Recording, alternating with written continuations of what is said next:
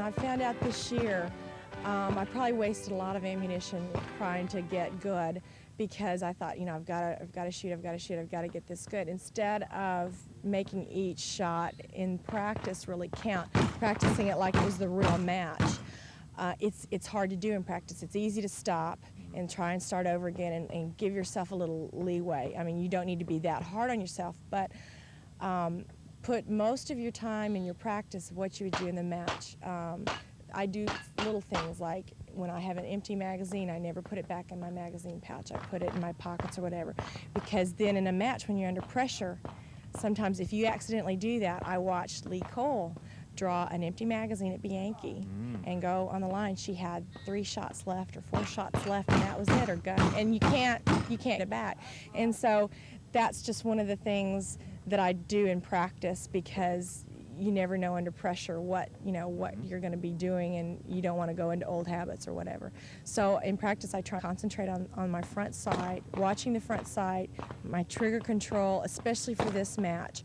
And there'll be times where I've got my front sight on the plate and I'm missing, and I can't figure out why. A lot of times if you go back and try and rehearse what's going on, you'll find you weren't locked in behind the gun, meaning your arm, I shoot with a straight elbow and it's pretty well locked. Yeah, you do. You kind of look right down your arm.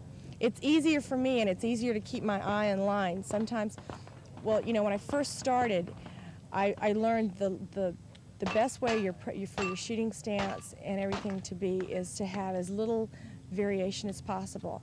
If you shoot with a bent knee, some days you may have it bent more, some days you may have it bent less. If you shoot with a bent arm, the same way. So if you can keep it kind of locked in and have as little variation as possible, then you're more apt to hit that stance every time on time. It's kind of muscle memory.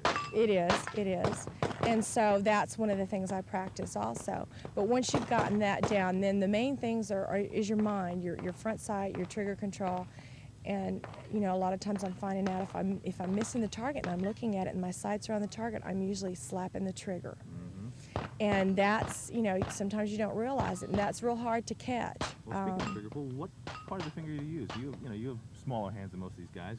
Let's see your finger. What do you pull? What do you shoot? I use the pad, just the front pad of my finger. And when I find that I'm slapping the trigger, sometimes I've put my trigger finger in too far. So really, you're just supposed to put the pressure right here. So you don't. That keeps your, I guess. Tactile sense.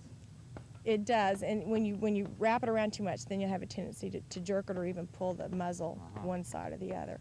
And so just to keep it with a pad. In fact, people even do exercises where they squeeze a ball with all their hand but leave their trigger finger loose, and they'll squeeze and try and get the muscle built up, but keep their finger, dexterous, or however you want to say it, limber. Well, now your actual method, I mean not your method, but your stance and your that straight arm of yours. What? Describe that. I mean, is there a name for that? Is that a Weaver, isosceles, or what is it? Gosh, it's a Hall. Well, it's a Weaver modified, I suppose. And I don't know that it really ever has had a. Because you kind of drop your head down, and I mean, you look right down that arm. And well, another thing it does too is, like when I'm pulling I put the gun out. If I have my head here, with my ear muscle touch my arm, that's also kind of a guide for me. Then I know my head's down. And it's another little gauge, it's another little checkpoint where it's easier for me to get into the same spot every time. The straight arm for me, I lock in behind the sights. My bent arm holds, I bend it straight down. In fact, I noticed one time in practice I was missing and I was letting this elbow fly.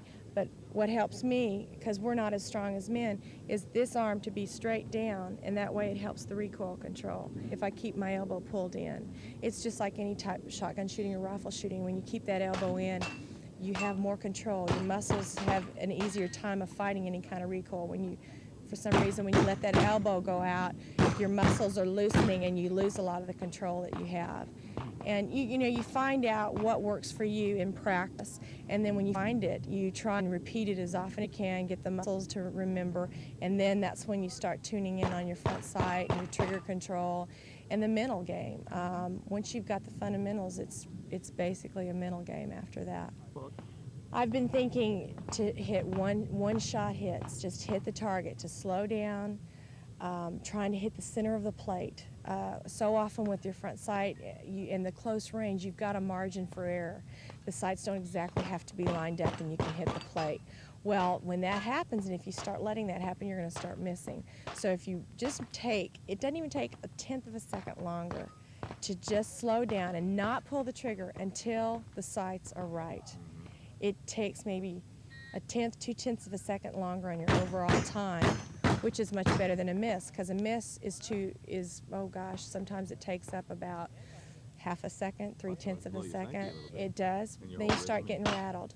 Yeah, and I see guys when they miss, they have to go back and doing all that. And it just, and then you start getting rattled, and then now I'm under pressure. The main thing I think about is trying to get a first run that's smooth with no misses, because you get to throw one run out. I haven't done that. This morning was the first time, and then you don't have the pressure. When you have a real good smooth first run, it may be slow, but all your hits are there. Then you start getting confidence. If you blow your first run, you start wondering, oh, am I going to miss? I can't miss anymore. And I try not to think negative. I try not to think, don't miss. Because that throws you off psychologically, you've almost programmed yourself to miss.